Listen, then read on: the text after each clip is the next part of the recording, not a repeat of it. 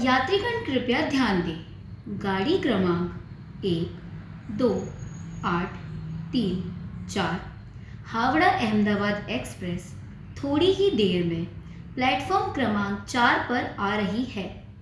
ये वर्धा स्टेशन है। हम आपका स्वागत करते हैं। यूं तो भारत 28 राज्यों और 9 केंद्र शासित प्रदेश वाला देश है। विभिन्न भाषाओं, संस्कृति, धर्म, विभिन्न प्रकार के खान पान, पहनावे, भौगोलिक परिस्थितियों वाला देश है और यही विभिन्नता भारत को संपूर्ण विश्व में एक अलग पहचान देती है। इतनी विभिन्नता के बावजूद भारत एक है, जो इसके विभिन्नता में एकता के रूप को साकार करता है।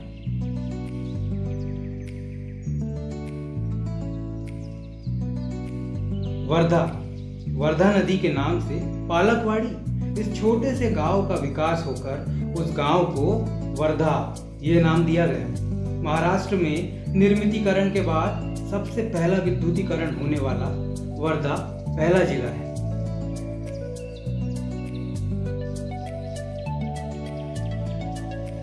छह 6,310 किलोमीटर के क्षेत्रफल में फैला वर्धा जिला अपने में 1387 गांव, 529 ग्राम पंचायतों और 8 तालुकाओं को समेटे है। धुले कोलकाता नेशनल हाईवे नंबर 6 और Varanasi Kanyakumari national highway number 7 से सटे इस जिले का नाम यहाँ बहने वाली नदी वर्धा के नाम पर रखा गया।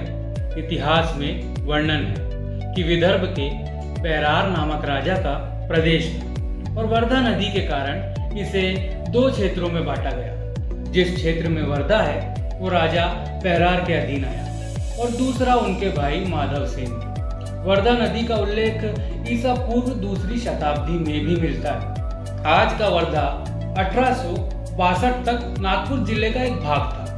आज इसकी जनसंख्या लगभग 2012 के जनगणना अनुसार 13,774 है। 1866 में जब वर्धा शहर की स्थापना हुई, उस समय कपास उत्पादन का महत्वपूर्ण केंद्र माना जाता है वर्धा।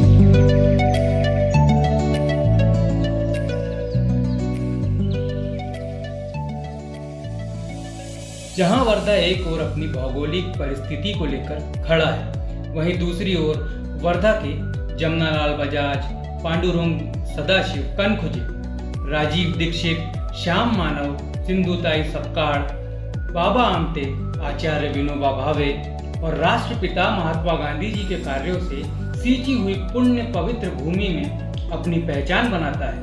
वर्धा से लगभग 7.5 किलोमीटर दूर सेवाग्राम नाम का एक गांव है, जो 1936 से पहले सेगांव के नाम से जाना जाता था। महात्मा गांधी जी के प्रमुख शिष्य जमनालाल बजाज जी एक व्यवसायी थे। इन्होंने अपनी जमीन महात्मा गांधी जी के लिए सेवाग्राम आश्रम बनाने के लिए दान कर दी। महात्मा गांधी द्वारा स्थापित किए गए आश्रमों में से महत्वपूर्ण आश्रम 1942 में भारत छोड़ो आंदोलन की नींव कांग्रेस कार्य समिति की बैठक में रखी गई थी। वो सेवाग्राम आश्रम वर्धा से ही स्थापित है। यह आश्रम 300 एकड़ में फैला हुआ है। इस आश्रम से आदि कुटी, कस्तूरबा कुटी, बापू कुटी, परचूरे कुटी, आखिरी निवास बनाए गए और बापू द्वारा प्रयोग की गई लकड़ी, खड़ाऊ, चटाई, चादर, कपड़े एवं बापू और कस्तूरबा बाई द्वारा उपयोग किए गए बर्तनों को भी संग्रहित करके रखा गया है, जो यहाँ आने वाले पर्यटकों के लिए आकर्षण का केंद्र है। गीताई मंदिर वर्धा शहर के गोपुरी नामक क्षेत्र में गीताई मंदिर स्थापित है। आकाश से देखने पर गौ माता के शरीर के आकार का दिखता है। इस मंदिर में आचार्य विनोबा भावे जी ने भगवत गीता का मराठी अनुवाद किया था, जो इस मंदिर पर खड़े पत्थरों पर उकेरे गए हैं। 1980 में यह मंदिर बनकर पूरा हुआ। गीता के 18 अध्यायों को 2 प्रकार के पत्थरों पर उकेरा गया है। प्रत्येक अध्याय के लिए पत्थरों का रंग भी अलग अलग है। गीताई मंदिर में आचार्य विनोबा भावे जी द्वारा दैनिक जीवन में प्रयोग में लाई जाने वाली वस्तुओं को सहेज कर रखा गया है।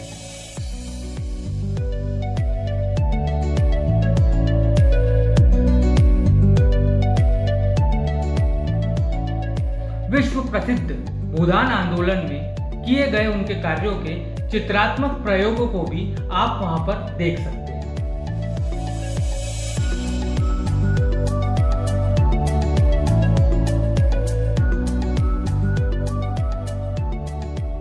विश्व शांति स्तूप गीताई मंदिर से नजदीक सफेद पत्थरों से बनाया गया है। यह मंदिर गौतम बुद्ध को समर्पित है। इनके जीवन की घटनाओं को समर्पित विश्व शांति स्तूप 1935 में जापान से आए फ्यूजी गुरुजी के द्वारा महात्मा गांधी जी की सहायता से बनाया गया था।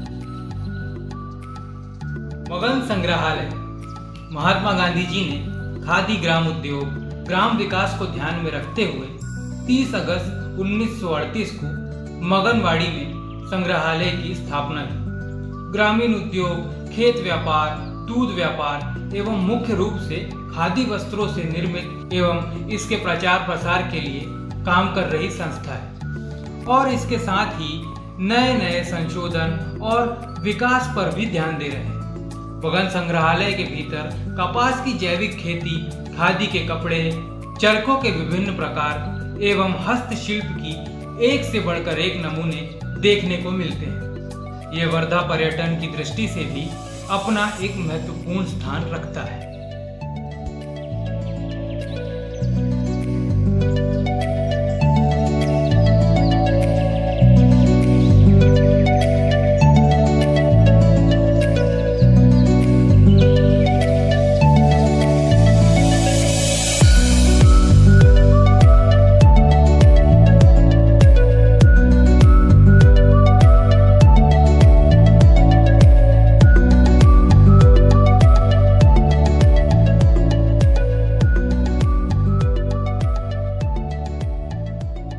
आइए तो अब देखते हैं वर्धा शहर के धार्मिक स्थल।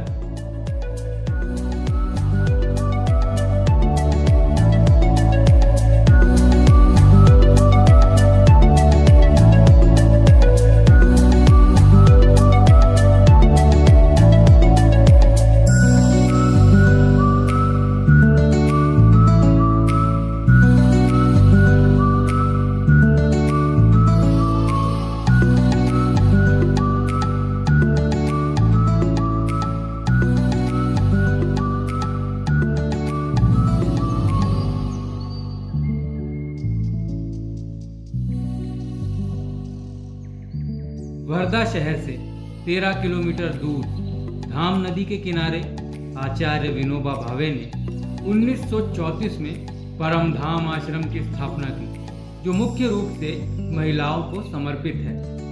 आश्रम की महिलाएं इसे ब्रह्म विद्या मंदिर मानती है। यह आश्रम लगभग 15 एकड़ में फैला हुआ है। आचार्य विनोबा भावे जी ने इस आश्रम में गौ सेवा, गौ रक्षा कार्य प्रारंभ किए।